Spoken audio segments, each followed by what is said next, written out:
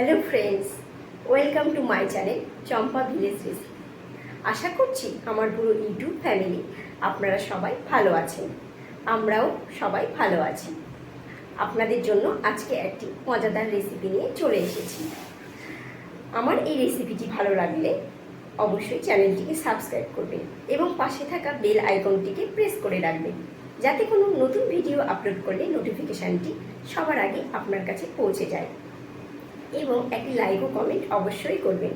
তাহলে আসুন রেসিপিটি শুরু করি। আজকে আমি পুঁই শাক নিয়ে চলে এসেছি। পুঁই শাকের একটি নতুন রেসিপি আপনাদের সঙ্গে শেয়ার করব। পুঁই শাক কিন্তু ভীষণ উপকারী একটি শাক। এটি যাদের পাইলসের প্রবলেম আছে তাদের জন্য ভীষণ উপকারী এবং আমাদের ত্বক ও চুলের জন্য ভীষণ উপকারী। পুঁই শাকে কিন্তু ভিটামিন এ ও ভিটামিন সি রয়েছে। এটি হাড় শক্ত করতে এবং চুলের গোড়া মজবুত করতে সাহায্য করে এবং এটির আরও একটি বিশেষ গুণ রয়েছে, যেটি পাকস্থলীর ক্যান্সার প্রতিরোধ করতে সাহায্য করে। এবার এটিরই আমরা একটি রেসিপি করতে চলেছি।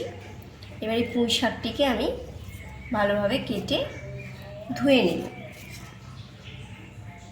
পুঁই শাকের যেহেতু এই ডাঁটাগুলো একটু মোটা রয়েছে, ওই জন্য যেগুলো মোটা ডাঁটা সেগুলোকে আমি মাঝখানে এইভাবে দুটো করে দেব, আর যেগুলো সরু সরু আছে সেগুলোতে কোনো সমস্যা নেই, সেগুলো আমি ওই রকমই রাখছি। আমি এই সরু টাইপের ডাঁটাগুলোকে আমি একটু এই পাশে একটু হালকা আর এই পাশে একটু হালকা কেটে এইভাবে রাখছি, যাতে এর ভেতরে মশলাগুলো ঠিকঠাকভাবে ঢোকে। পুঁই শাকটাকে আমি এইভাবে কেটে নিয়েছি। এবার এটাকে আমি ভালোভাবে ধুয়ে পরিষ্কার করে নেব। পুঁই শাকের সঙ্গে আমি কিছুটা কুমড়ো নিয়েছি। কুমড়োগুলোকে আমি এইভাবে বড় বড় শেপ করে কেটে নিয়েছি। এই রেসিপিটি এত মজাদার একটি রেসিপি, যারা হয়তো পুঁই শাক খান না তারাও চেয়ে চেয়ে খাবে এইভাবে বানালে।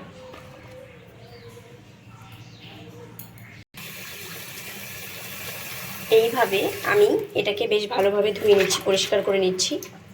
কুমড়োটাকে ধুয়ে নিই। আমি এবার পুঁই শাকটাকে ভালোভাবে ধুয়ে নিচ্ছি। সবজিটা কেটে ধুলেই বেশি ভালো। মানে আমরা যদি কাটার আগে ধুয়ে নিই তাহলে সবজিটা বেশি উপকারী। আমার একটু মাটি লেগেছিল জন্য আমি কেটে ধুয়ে নিচ্ছি। আপনারা চাইলে সবজির উপকারটি বজায় থাকে যদি আমরা ধুয়ে নিই আগে, তারপরে কেটে নিই। আমি ভালোভাবে সব মাটিগুলোকে পরিষ্কার করে নিলাম। আমি এই রেসিপিটি করার জন্য একটি ছোট রুই মাছের মাথা নিয়েছি। এবার আমি এই মাথাটিকে নুন হলুদ মাখিয়ে আগে রেখে দিয়েছিলাম, ধুয়ে ভালো করে নুন হলুদ মাখিয়ে রেখেছিলাম।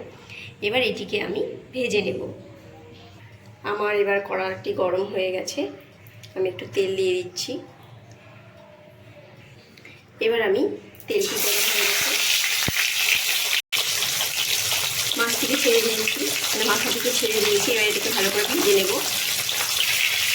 মাথাটি আমার একটু ভাজা হয়ে গেছে, এদিকে বেশ সুন্দরভাবে ভাজা হয়ে গেছে। এবার আমি এদিকে তুলে নেব।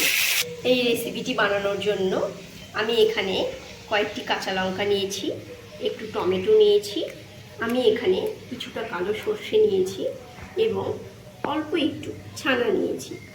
এবার আমি এই রেসিপিটির জন্য আমার যে মশলাটির প্রয়োজন সেটিকে রেডি করে নেব। এবার আমি গ্রাইন্ডারে সর্ষে দিলাম, আমি এখানে কাঁচা লঙ্কা দিয়ে দিলাম দুটো। এখানে আমি এই ছানাটাকে এখানে দিয়ে দেব। এই ছানাটাকে আমি এখানে দিয়ে দিলাম এবং এই টমেটোটাকেও আমি এখানে দিয়ে দেব। দিয়ে এগুলোকে আমি সব গ্রাইন্ড করে নেব। এবার আমি কাঁচা লঙ্কাটি করে দিলাম, আমি দুটো তেজপাতাও দিয়ে দিলাম কাঁচা লঙ্কার সঙ্গে, আর একটু পাঁচফোড়ন দিয়ে দিলাম। এবার এটিকে ভালোভাবে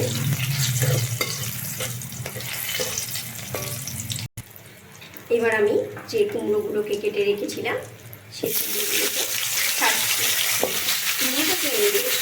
ভালোভাবে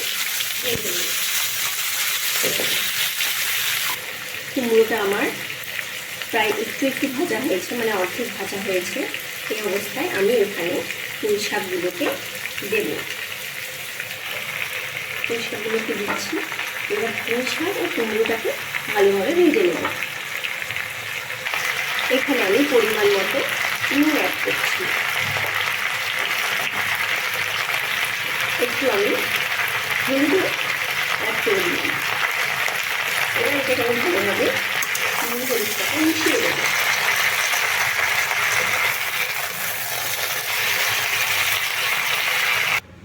আমি যে মশলাটি করে নিলাম সেই মশলাটি এত সুন্দরভাবে হয়েছে এবং মশলাটির কালারটি দেখুন, খুব সুন্দর কালার হয়েছে। আমি এখানে আর কিছু অ্যাড করব না। এই মশলাটি দিয়ে আমি পুরো রেসিপিটি কমপ্লিট করব। আপনারা পুরো ভিডিওটি দেখুন। পুঁই ও কুমড়োগুলো বেশ ভালোভাবে ভাজা হয়ে গেছে। এবার আমি যে মশলাটিকে তৈরি করে রেখেছিলাম সেই মশলাটিকে আমি এখানে অ্যাড করব।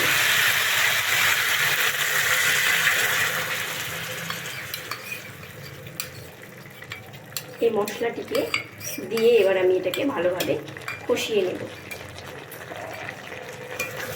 এখানে আমি এখন মশলাটাকে আগে মিশিয়ে নিই ভালোভাবে।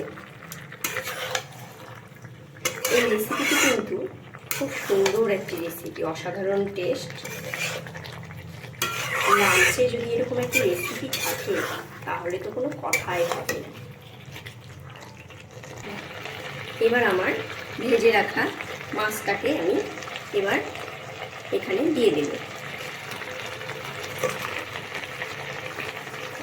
এবার আমি এগুলোকে ভালোভাবে এইভাবে মিশিয়ে নেব।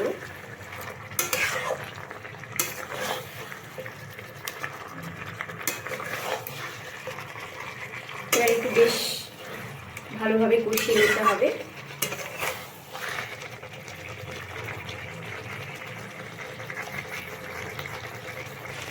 আমি মাথাগুলোকে ভেঙে ভেঙে দিচ্ছি। মাথাগুলো এমনিতেই নরম হয়ে গেছে, এখানে কষানো হচ্ছে, বেশ সুন্দরভাবে কষিয়ে নিচ্ছি যাতে মাথাগুলো এমনিতেই খুব ভালোভাবে সেদ্ধ হয়ে যায়। এবং ডাটাগুলো মোটামুটি সেদ্ধ হয়ে এসেছে। আর একটু ভালোভাবে কষিয়ে নেব। এটা আমার খুব ভালোভাবে কষানো হয়ে গেছে। এবার এদিকে আমি তুলে নেব।